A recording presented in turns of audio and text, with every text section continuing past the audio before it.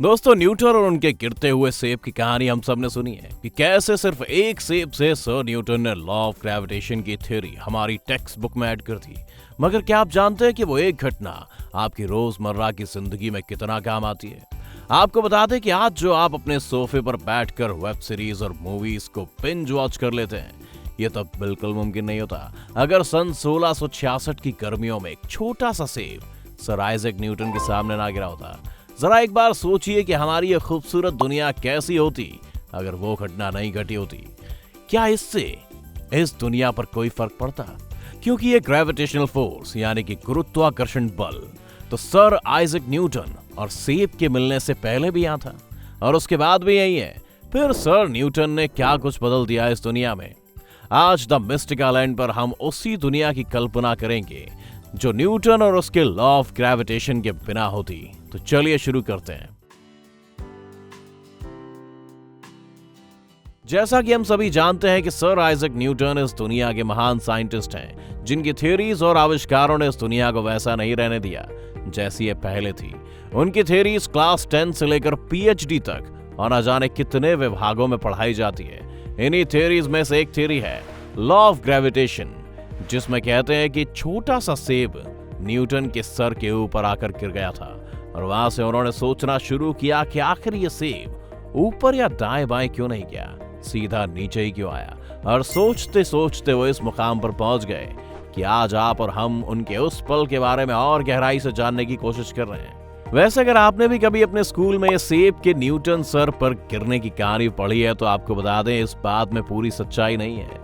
Sir Newton को gravitational force का अनुमान गिरते हुए सेब से हुआ तो था, मगर वो सेब उनके सर पर गिरा था, ये बात में पूरी तरह सच्चाई नहीं है। विलियम स्टकिली, जो कि खुद एक मशहूर फिजिशियन थे, उन्होंने अपनी किताब memoirs of sir Isaac Newton's life में बताया है कि एक शाम विलियम और न्यूटन रात का खाना खाने के बाद विलियम के बगीचे में टहल रहे थे। तब न्यूटन ने सेब के पेड़ को देखकर अपने लॉ ऑफ ग्रेविटेशन की प्रेरणा के बारे में बताया, मगर उन्होंने ऐसा कोई जिक्र नहीं किया था जिससे यह कहा जा सके कि वो सेब उनके ऊपर आकर गिरा था। तो ये तो हो गई एक पुरानी कथा से पर्दा उठाने की बात। अब अपनी वीडियो और सफर को आगे लेकर चलते हैं और जानते हैं कि अगर सर न्यूटन हमें ग्रेविटेशनल फॉर्मूला ना देते तो कैसी होती हमारी दुनिया। दोस्तों, अगर न्यूटन वो गिरता सेब ना देखते तो आज आपको और हमें अपने वेट के बारे में भी पता नहीं होता। न्यूटन ने लॉ ऑफ ग्रेविटेशन से पूरी दुनिया को मास के बारे में बताया, जिसमें बताया गया कि दुनिया में जितनी भी चीजें मौजूद हैं हर किसी का अपना मास है और हर एक छोटी से छोटी चीज दूसरी चीज को अपनी ओर अट्रैक्ट करती है।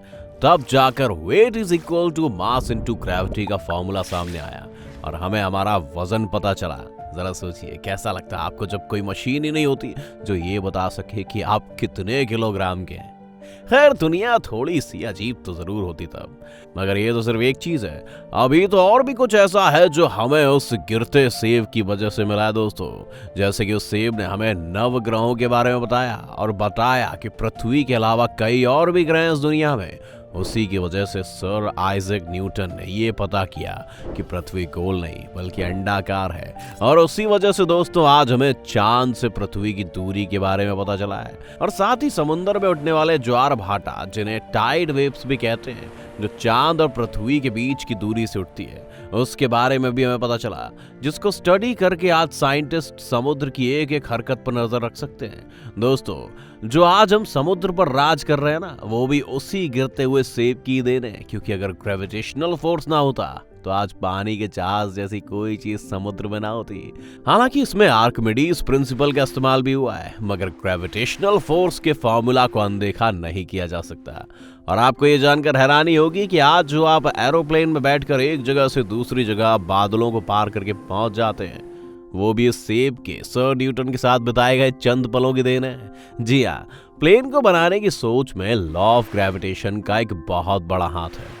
और जब इंसान ने आसमान में उड़ना सीख लिया तब उसने आसमान से पार जाने का फैसला किया और उस फैसले और सपने को पूरा किया स्पेस रॉकेट ने, जो कि हमारे प्यारे गिरते हुए सेब की देन थी।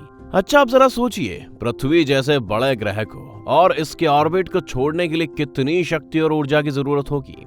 यह भी बताया गया है सर आइजैक न्यूटन के गुरुत्वाकर्षण नियम के अंदर। और बात सिर्फ यही नहीं रुकती, अगर ये लॉ ना खोजा गया होता और उस टाइम सर न्यूटन सेब के बगीचे में ना गए होते तो आज आप अपना मनपसंद टीवी शो भी नहीं देख पाते, क्योंकि लॉ ऑफ ग्रेविटेशन सैटेलाइट को लॉन्च करने में भी इस्तेमाल होता है। इसके अलावा spacecrafts, fire jets, medical science, बड़ी बड़ी इमारतों के आर्किटेक्चर से लेकर हर स्पोर्ट्स के नियम कायदे कानून में भी आपके उसी सेब का हाथ है। उम्मीद करते हैं कि आप गिनते जा रहे होंगे कि गिरते सेब ने इंसान को कहां से कहां उठाकर रख दिया। अभी तो आपकी हैरानी और भी बढ़ने वाली है, हो सकता है आपको झटका भी लगे या फिर हम कहें कि बिग बैंग। जी हाँ दोस्तों, बिग बैंग थियरी के पीछे सर आइजैक न्यूटन, सेब और बगीचे का याद है, क्योंकि ग्रेविटेशनल फोर्स की वजह से ही हमें पता चला है कि हर प्लैनेट की दूरी हर दूसरे प्लैनेट से टाइम पर बढ़ रही है, जिसकी वजह से हमारा यूनिवर्स एक्सपैंड हो रहा है। इस थ्योरी को आगे ले जाकर जब आइंस्टाइन ने थ्योरी ऑफ जनरल रिलेटिविटी दी तो बिग बैंग थ्योरी भी सबके सामने आई, जो बताती है कि कैसे कई हजार गुना साल पहले जब एक बड़ा धमाका हुआ और पूरे यूनिवर्स का निर्माण हुआ। इस प्रकार हमें यूनिवर्स और यूनिवर्स से पहले के कई राज पता चले। तो अगर आप कड़ी से कड़ी जोड़ें तो आज हम जो भी हैं सिर्फ उस एकमात्र घटना के कारण है। अब इतना कुछ जान लिया है तो आइए जरा एक बार फिर से रिवर्स कर लेते हैं और देखते हैं कि इंसान आज के समय में कहाँ होता अगर वो सेब ना गिरा होता। तो दोस्तों, मास थ्योरी नहीं होती तो आपको आपका वजन पता नहीं चलता, समुद्र में जहाज नहीं होते, आसमान में एरोप्लेन्स नहीं होते, स्पोर्ट्स के नियम बनाना मुश्किल होता तो ओलंपिक्स नहीं होते, टीवी शोज नहीं, 9 प्लैनेट्स की थ्योरी नहीं, टाइड वेव्स का कुछ पता नहीं होता और समुद्र अपनी मनमानी करके कभी भी सुनामी जैसी आपदा का शिकार हमें बनाता रहता। और तो और बिग बैंग थ्योरी ना होती, आर्किटेक्चर के नायाब नमूने हमारे सामने ना होते, यहाँ तक कि आज जो एलॉन मस्क साहब मार्स पर कॉलोनाइजेशन के सपने देख रहे हैं वो भी ख्वाब ही रहता, और शायद हम आज भी किसी न्यूटन के सही समय पर सही जगह पर गिरते हुए सेब को देखने का इंतजार कर रहे होते। तो जाहिर है सर न्यूटन और उनके एक सेब ने आपके फिजिक्स का सिलेबस बढ़ाने के अलावा मानव इतिहास को बहुत कुछ दिया है, और न जाने आगे भी कितने साइंटिस्ट उस छोटे से पल को ध्यान में रख के आविष्कार करते जाएंगे और हमारी इस दुनिया को नया रूप और आकार देते जाएंगे। दोस्तों, आप कमेंट करके हमें जरूर बताना अगर ये घटना ना हुई होती तो आप ऊपर बताई गई इतने सारे आविष्कारों में से सबसे ज्यादा किसकी कमी महसूस करते, और अगर आपकी नजर में कोई अच्छा सा टॉपिक है और चाहते हैं हम उस पर वीडियो बनाएं तो सीधे कमेंट सेक्शन का इस्तेमाल करके हमें हुक्म कर सकते हैं। और आज की वीडियो पसंद आई तो इसे लाइक और शेयर जरूर करें। बाकी ऐसी नई दुनिया और मिस्टीरियस फैक्ट्स के लिए जानना चाहते हैं तो चैनल को सब्सक्राइब करके बेल आइकन दबा दें। धन्यवाद।